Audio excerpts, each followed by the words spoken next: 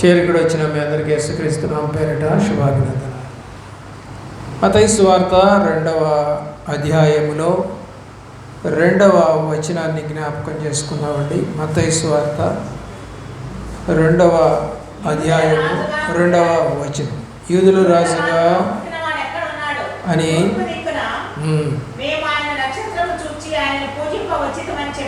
చాలు. ఏం చూశారంటండి? నక్షత్రాన్ని చూసి ఆయన పూజింపవచ్చితమని చెప్పారు. కాబట్టి నక్షత్రం అనేది కనపడింది కాబట్టి మరి వాళ్ళకి కనపడిందేమో కనీసము 2 సంవత్సరాల క్రితం కనపడింది, ప్రభువారు పుట్టిన తర్వాత. మరి ఆ నక్షత్రాన్ని చూసుకుంటూ వాళ్ళు యేసు ప్రభు దగ్గరికి వచ్చారని, అయితే ఆ దేశం దగ్గరికి రాగానే మరి నక్షత్రపు వెలుగు ఆగిందేమో మనకు తెలియదు, కానీ వాళ్ళు రాజు దగ్గరికి వెళ్ళారు. ఆనవాయితీ ఏంటంటే ఎవరైనా కొత్త వాళ్ళు ప్రవేశిస్తే ముందుగా దర్శించాల్సింది రాజుగారు. దర్శించారు, రాజుగారిని అడిగారు, అయ్యా ఎక్కడ యూదుల రాజుగా పుట్టినవాడు ఎక్కడున్నాడు అని అడిగారు. అయితే వాళ్ళు తెలియలేదు. సరే చూసి రండి అని చెప్పి పంపించారు. మరి ఆ దేశం అంతా తిరిగితే కానీ ఆ బాలుడు ఎక్కడున్నాడో తెలియదు. మరి ఇప్పుడు వాళ్ళకి మాత్రం ఏం తెలుస్తుంది? ఈ రోజుల్లో అయితే గూగుల్ మ్యాప్లు ఉన్నాయి, ఆ రోజుల్లో ఏం మ్యాప్లు లేవు కదా. మరి ఎలాగంటే నక్షత్రము మళ్ళా వాళ్ళని వెలుగుతో నడిపించింది. ఆ వెలుగు బెత్లెహేములో ఉన్నటువంటి యేసు ప్రభు తొట్టిలో ఉన్నటువంటి ఆ యొక్క పశువుల పాక దాకా వెళ్ళిందని. కాబట్టి వాళ్ళు అక్కడ చూసి, ఓహో ఈ శిశువే ప్రభు అని చెప్పి నమ్మి వాళ్ళు ఆయన్ని పూజించి మరి 3 కానుకలను కూడా వాళ్ళు ఇచ్చినట్టుగా మనకి ఇక్కడ వాక్యంలో తెలియజేయబడతా ఉంది. కాబట్టి ఈ యూదయ దేశపు బెత్లెహేములో యేసు పుడతాడని తూర్పు దేశపు జ్ఞానులు యెరూషలేముకు వచ్చారు. దాన్ని బేస్ చేసుకొని ఈరోజు మనము చాలా చోట్ల నక్షత్రాలు పెడతా ఉన్నారు. దాన్ని పెట్టడానికి కూడా చాలా తగువులు, గొడవలు, మందేసుకోవటాలు, డబ్బులు వసూలు చేయటాలు, హడావుడి చేయటాలు ఎన్నో చూస్తూ ఉంటాం. అయితే నిజముగా వారిలో యేసు ప్రభు పుట్టాడా లేదా అనేది ఆలోచన చేయవలసిందిగా కోరుతా ఉన్నాం. మరి బైబిల్ అయితే చెప్తుంది. 9వ వచనం చూడండి. 9వ వచనంలో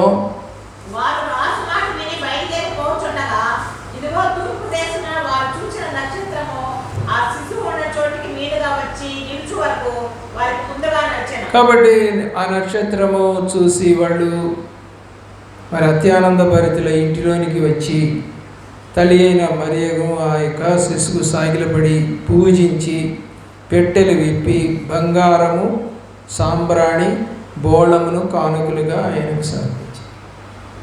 ఇందులో చాలా విశేషమైనటువంటి కార్యక్రమాలు ఉన్నాయి. వాళ్ళు ముందుగానే దేవుడి దగ్గరికి వచ్చేటప్పుడు ఉత్త చేతులతో వెళ్ళకూడదని కానుకలు తీసుకొచ్చారు. అలాగే మనం కూడా దేవుడి సన్నిధికి వచ్చేటప్పుడు ఉత్త చేతులతో రాకూడదు. ఏదో ఒక సంఘానికి వెళితే ఆ సంఘంలో వాళ్ళు చెప్తారు, అరయ్య మా చర్చిలో బుధవారం పడతారు, శనివారం కూడా సందా పడతారు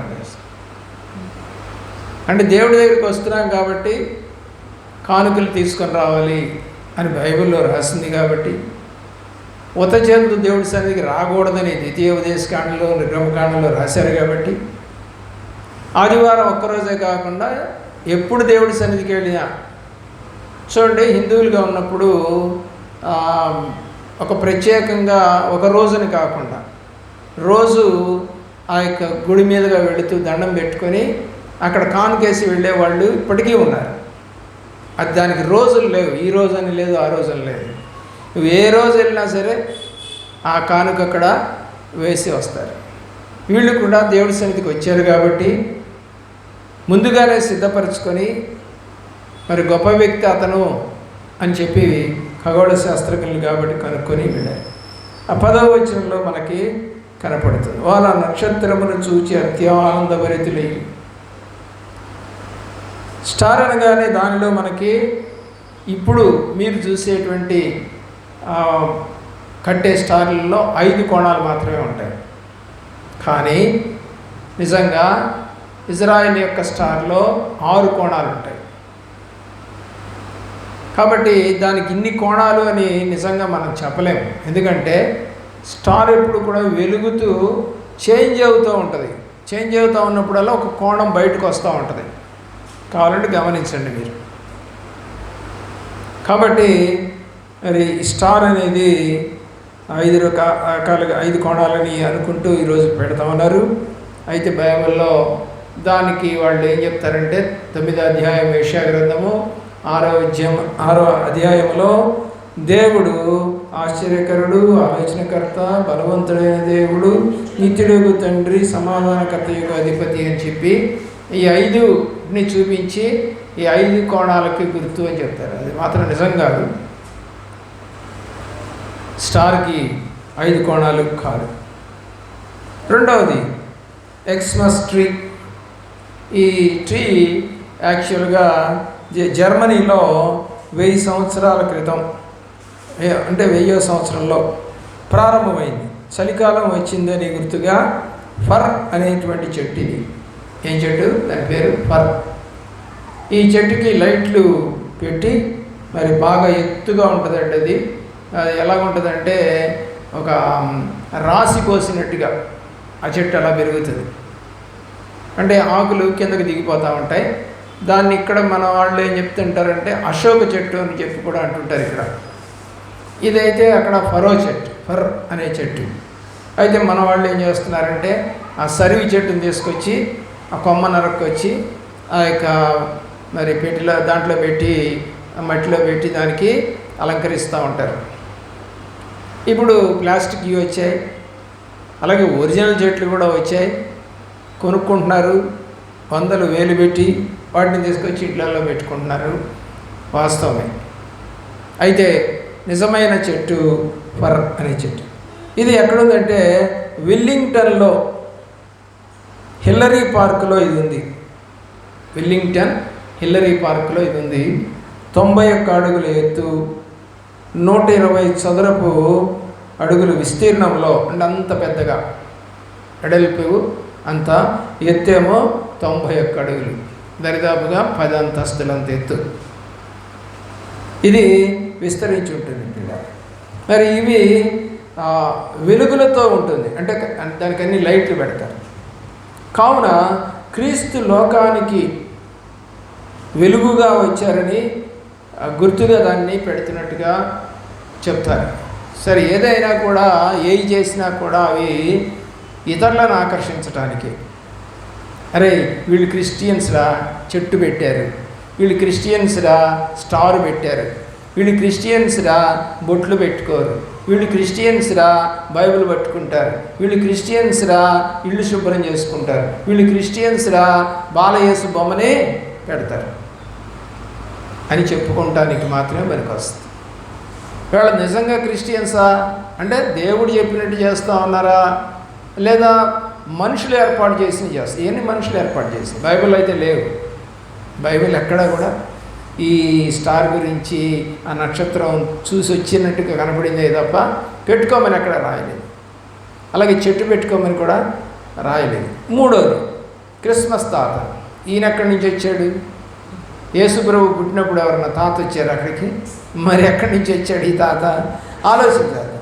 సెయింట్ నికోలస్ 300 సంవత్సరం క్రీస్తు శకం 342 వరకు బతికాడు. అంటే 42 సంవత్సరాలు మాత్రమే బతికాడు అతను. మరి ఎంతో ధనవంతుడు, బీదల పట్ల కనికరం కలిగిన వాడు, యేసుని అనుసరించినవాడు, కష్టాల్లో ఉన్న వారికి సహాయం చేసేవాడు అని మరి అతడిని ఈ దినాల్లో గుర్తు చేసుకుంటూ యేసు కనికరం కలిగిన వాడు అని మరి లూసియా దేశం, ప్రస్తుతం టర్కీలో పటారాలో 280వ సంవత్సరంలో జన్మించాడు ఇతను. ఎందుకు అతన్ని గుర్తుపెట్టుకున్నారంటే ఈ పండగ రోజులో వాళ్ళందరికీ, బీద వాళ్ళందరికీ కానుకలు ఇచ్చాడు. కాబట్టి ఎవరు వస్తారు క్రిస్మస్ దినాల్లో అంటే క్రిస్మస్ తాత వస్తాడు.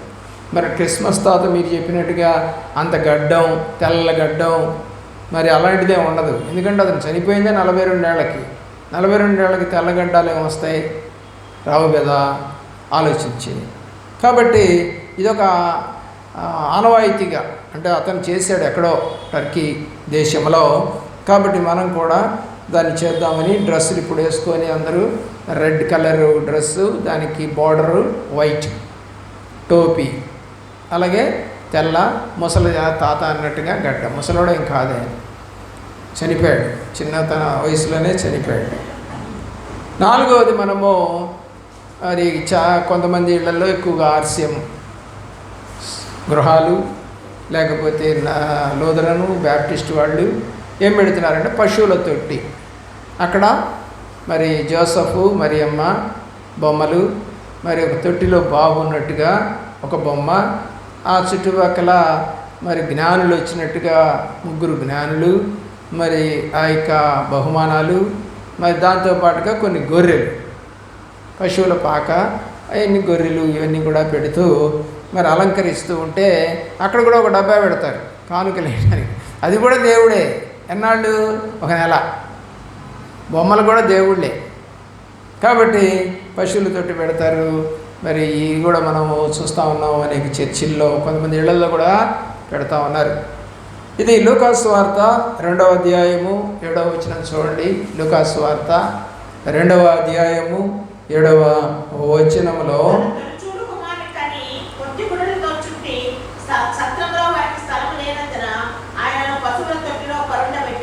కాబట్టి ఈయన ఎక్కడ పుట్టాడని? పశువుల తొట్టిలో పుట్టాడని.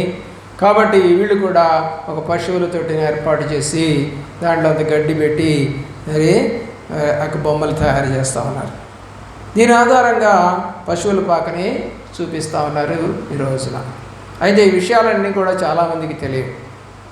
అందరూ చేస్తున్నారు కాబట్టి మేము చేస్తున్నాం అంటారు తప్ప అవి ఎక్కడి నుంచి వచ్చాయి, ఎప్పుడు స్టార్ట్ అయినాయి, ఏ దేశంలో మొదలైనవి, ఇవన్నీ కూడా మనము చూడవచ్చు. ప్రియులరా, ఆలోచన చేయండి. 5వది వచ్చేసరికి కార్డ్స్.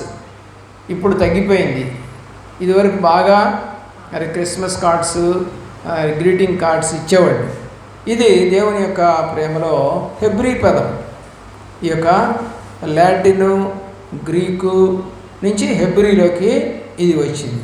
ఇది హెబ్రీ పదం. దీని అర్థము పాట పాడుతుండగా డ్యాన్స్ చేయటం, క్యారల్స్. పాట పాడుతుండగా డ్యాన్స్ చేయటానికి క్యారల్స్ అంటారు. అది మన భాష కాదు. ఇది 1600లో మొదలైంది.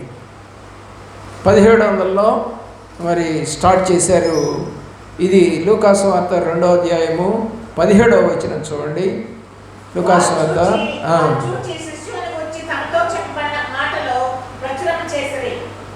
ఎవరు? గొల్లలు. కాబట్టి వాళ్ళు ఆయన్ని చూసి ప్రచురం చేశారు. అయితే ఇప్పుడు క్రిస్మస్కి ముందే యేసు ప్రభు మన కొరకు పుట్టాడు. ఎందుకంటే ఆల్రెడీ అయిపోయింది కాబట్టి ఇప్పుడు క్రిస్మస్కి ముందే ప్రభువారిని పుట్టిన తర్వాతనే వాళ్ళు వెళ్ళి ప్రచురం చేశారు. అలాగే మనం కూడా ఈ యొక్క క్రిస్మస్కి ముందు దినాలు వెళ్ళి గృహాల్లో యేసు మన కొరకు పుట్టాడు, రక్షకుడు ఉదయించినాడు, చింతలేదుక యేసు పుట్టిన పాటలు పాడుకుంటూ మరి క్యాండిల్స్ వెలిగిస్తూ ఆ గృహాలు దర్శిస్తూ ఈ యొక్క క్యారల్స్ అనేవి గొల్లలు చేశారు. కాబట్టి మనం కూడా చేద్దాం. దేవుని ప్రేమించిన ప్రియబిడ్డలారా, ఆ ప్రచురం చేసినట్లుగా ఈ రోజున నెలంతా చేసేవాళ్ళు ఉంటారు. ఎందుకంటే ఒక ప్యారిష్ కింద అనేక గ్రామాలు ఉంటాయి. ఆ గ్రామాలకి ఒక్కొక్క గ్రామానికి ఒక్కొక్క రోజు అని పెట్టుకొని సాయంకాలం 6 గంటలకే బయలుదేరి మరి రాత్రి 10-11 గంటల దాకా ఊర్లో తిరిగి వారికి అలాగే ఇంకొక ఊరు అలాగా ఒక నెల రోజులుగానే ఇది ప్రారంభమవుతూ తిరిగి యేసు క్రీస్తు మన కొరకు జన్మించి ఉన్నాడని ప్రచురం చేస్తూ ఉంటారు. పాటలు కూడా పాడతారు. మరి కార్డ్స్ విషయంకి వచ్చేసరికి ఇది 1843వ సంవత్సరంలో ఇంగ్లాండ్లో స్టార్ట్ అయింది. 1843వ సంవత్సరం ఇది. అయితే 1875 సంవత్సరం నుండి ప్రింట్ చేయడం మొదలుపెట్టారు. అప్పుడే చేతులతో రాసేవాళ్ళు. మాకు కూడా ఇప్పటికీ మా ఇంటికి చేతులతో రాసినటువంటి గ్రీటింగ్ కార్డ్స్ వస్తూ ఉంటాయి ఢిల్లీ నుంచి. దేవుని ప్రేమిస్తున్నటువంటి ప్రియబిడ్డలారా, మరి కొన్ని సంస్థల వాళ్ళు పాస్టర్స్కి గ్రీటింగ్స్ పంపించడం జరుగుతూనే ఉంది ఇప్పటికీ కూడా. మరి ఆ యొక్క 1875లో మరి ప్రింట్ చేయటం మొదలుపెట్టారు. మరి అమెరికా, యునైటెడ్ స్టేట్స్ ఆఫ్ అమెరికాలో ప్రస్తుతము ఈ యొక్క వాల్పేపర్లే మరి ఫేస్బుక్లు, వాట్సాప్లో, మరి అలాగే దేవుని ప్రేమిస్తున్న పిల్లలు ఇన్స్టాగ్రామ్లో, మరి ట్విట్టర్స్లో, మరి రీల్స్లో ఇలాగా వాటిని పోస్ట్ చేయడం అలవాటు చేస్తాం. ఎందుకంటే అందరికీ రీచ్ అవ్వటం కష్టం, డబ్బులు కూడా ఖర్చు ఎక్కువ అవుతుంది. ఎందుకని కార్డులు పంపిస్తే ఎక్కువ ఖర్చు తీసుకుంటూ ఉంటారు. కాబట్టి ఈ యొక్క క్రిస్మస్ అనేది క్రిస్టోస్ అనే గ్రీకు పదాన్ని అర్థము క్రైస్ట్ మాస్ అంటే క్రీస్తు ఆరాధన అని అర్థం. ఈ రెండింటినీ కలిపి క్రిస్టమస్ అని చెప్పేసి పిలుస్తున్నారు. 1500 సంవత్సరాలు ఇది మొదలైంది. 1500 సంవత్సరాల దాకా క్రిస్మస్ అనేది లేదు. ఇంటి పైన స్టారు, ఇంటి ముందు, ఇంటి పక్కనేమో బారు, ఇంటి ముందు కారు, ఇంటిలోనేమో వారు అంటే తగాదారు. స్టార్ పెడుతున్నారు, మందు తాగుతున్నారు, కారులో తిరుగుతున్నారు, ఇళ్లలో గొడవలు ఉన్నాయి. కాబట్టి ఇంటి పైన స్టారు, ఇంటి పక్క బారు, ఇంటి ముందు కారు, ఇంటిలో వారు. ఆలోచన చేయండి. మరి దేవుని యొక్క ప్రేమలో క్యాండిల్ సర్వీస్ కూడా చేస్తూ ఉన్నారు. మనం కూడా చేసాం గతంలో. క్యాండిల్ సర్వీస్ అంటే 24 రాత్రి ప్రభువారిని ఆ లైట్లన్నీ ఆర్పేసి క్యాండిల్స్ వెలిగించుకొని పాటలు పాడుకుంటూ క్రీస్తు లోకానికి వచ్చాడని సకల జనులకు తెలియజెప్పడానికి, యేసు లోకానికి వెలుగని, తారని, మరి జ్ఞానులు స్టార్ని చూసి నడిచారని, మరి candle represents the star of the Bethlehem that guided the Maggi అంటే జ్ఞానులు to the manger where baby Jesus was born. దేవుడు ఎక్కడ పుట్టాడో అని తెలిపినటువంటిది స్టార్. కాబట్టి ఆ వెలుగు మరి క్యాండిల్ రూపంలో తీసుకెళ్ళి ఆయన పుట్టాడని చెప్తూ ఉంటారు. మరి జ్ఞానులు అడిగిన మాట, where baby Jesus was born. మనము కూడా బర్త్డేలో క్యాండిల్స్ని వెలిగిస్తూ ఉంటాం కదా, ఇదొక ఆనవాయితీగా వచ్చేసింది.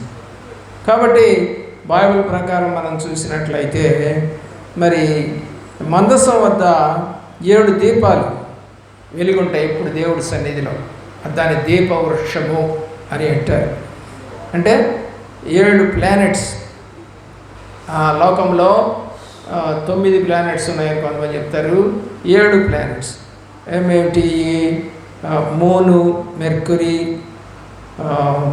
వీనస్సు, సన్ను, మార్సు, జూపిటరు, అలాగే సాటర్న్.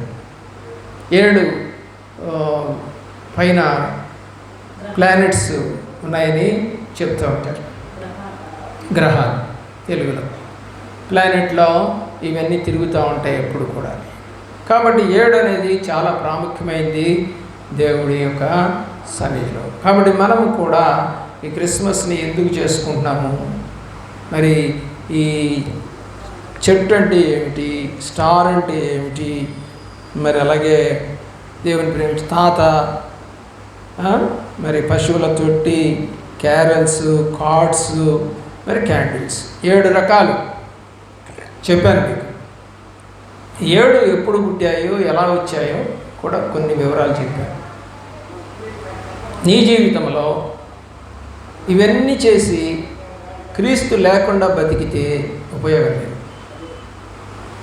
ఇవన్నీ చేస్తారు కానీ కుటుంబాల్లో గొడవలు, సంఘాల్లో గొడవలు, మరి వస్త్రాలు పంచుకుంటుంటారు. ఈ యొక్క సందర్భంలో బీదల్ని కనికరించాలని వాళ్ళకేవో కొనిస్తారు. కొంతమంది క్రిస్మస్ రోజు వాళ్ళకేవో గిఫ్ట్లు ఇస్తారు, బట్టలు ఇస్తారు, వాళ్ళు వాడుకున్న బట్టలు ఇస్తారు. కొంతమంది కొత్త బట్టలు ఇస్తారు. ఇతర దేశాల నుంచి కూడా ఈ యొక్క బహుమతులు వస్తూ ఉంటాయి, వాటిని కూడా పంచుతారు. ఏదేమైనా ఒక సంతోషకరమైనటువంటి కార్యక్రమంగా దీన్ని చేసుకుంటారు. ఈ సమయంలో సిలువల గురించి మాట్లాడరు, ఎందుకంటే అది త్యాగానికి గుర్తు. సిలువ సంగతి పుట్టిన సంగతి మాట్లాడు. పుట్టిన తర్వాత ప్రభువారు 12 సంవత్సరాల పాటు తల్లిదండ్రులతో ఉన్నాడు. 12వ సంవత్సరంలో శాస్త్రులు పరిచయులతో మందిరంలో వాళ్ళతో మాట్లాడుతూ ఉన్నట్టుగా బైబిల్ తెలియజేస్తాం. ఆ తర్వాత 12వ సంవత్సరం నుండి మరి 30వ సంవత్సరం వరకు కూడా ప్రభువారు మరి తండ్రికి తల్లికి లోబడి ఉన్నాడని లూకా సువార్త మనకు చెబుతుంది. అతను ఎలా పెరుగుతున్నాడంటే మనుషుల దయందును దేవుని దయందును ఆయన వర్ధిల్లుచుండెను అని రాసింది. దేవుని ప్రేమిస్తున్నటువంటి ప్రేమిళ్ళ ఈ రోజున మనము వర్ధిల్లుతున్నామా లేదా? ఈ రోజున మనం ఇవన్నీ చేసి మరి ఇంట్లో సంతోషం లేకుండా ఉన్నామా? మా అబ్బాయికి రక్షణ లేదు, మా ఆయనకి రక్షణ లేదు అనే చెప్పుకుంటున్నావా? అయితే రక్షకుడు ఉదయించినాడు అని చెప్పి రాయబడతా ఉన్న మాట వారికి అర్థం కావట్లేదా? రక్షణ పొందాలని ఆశపట్టలేదా? ప్రభు దగ్గరికి రావాలని, మాటలు వినాలని, దాని ప్రకారం నడవాలని ఆశలు లేవా? అలాంటి ఆశలు కలిగి ఉంటే ఈ క్రిస్టమస్ మీ ఇంట్లో నిజమైన క్రిస్టమస్. ఇవన్నీ చేస్తూ కూడా సరైనటువంటి మీ మధ్య సమాధానం లేకుండా, పిల్లల మధ్య కోడళ్ళు అల్లుళ్ళు మధ్య సమాధానం లేకుండా ఒకవేళ నడుస్తూ ఉన్నట్లయితే ఈ క్రిస్మస్ నిజమైన క్రిస్మస్ కాదు, సంతోష క్రిస్మస్ కాదు, సంతోష క్రిస్మస్ కాదు, మెర్రీ క్రిస్మస్ కాదు. ప్రియులారా, ఆలోచించి ఇది ఈ క్రిస్మస్ ఎవరికి అసలు మొట్టమొదట? మేరీకి. ఎందుకంటే దేవుడే తన గర్భంలో ఉదయించాడు కాబట్టి మెర్రీ క్రిస్మస్, దేవుని ప్రేమిస్తున్న ప్రియుల. తర్వాత ఎవరికి? ఇది గొల్లలకి, కాబట్టి గొల్లల క్రిస్మస్. ఆ తర్వాత ఎవరికి? తర్వాత 8వ రోజున ఎక్కడికి వచ్చాడు?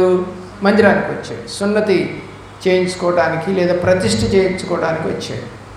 అప్పుడు ఎవరికి? సుమయోనికి మరియు అన్నాకి. అన్న కాదు, అన్నాకి. ఆ తర్వాత ఎవరికి? ప్రజలకి. అలా ఒక్కటొకటిగా మరి క్రిస్మస్లు వాళ్ళు చేసుకున్నారు. అంటే సంతోషించారు.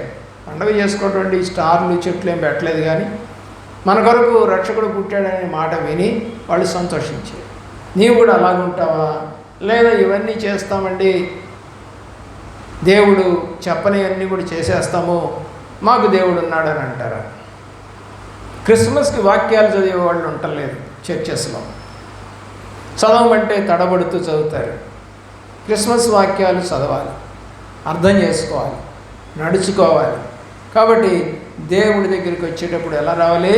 ఉత్త చేతులతో రాకూడదు, కానుకలు సిద్ధపడి రావాలి. అలాగే ఏదో చీపు కానుకలు అంటే చినిగిపోయిన నోట్లు, చిల్లర డబ్బులు వేయటం కూడా కాదు.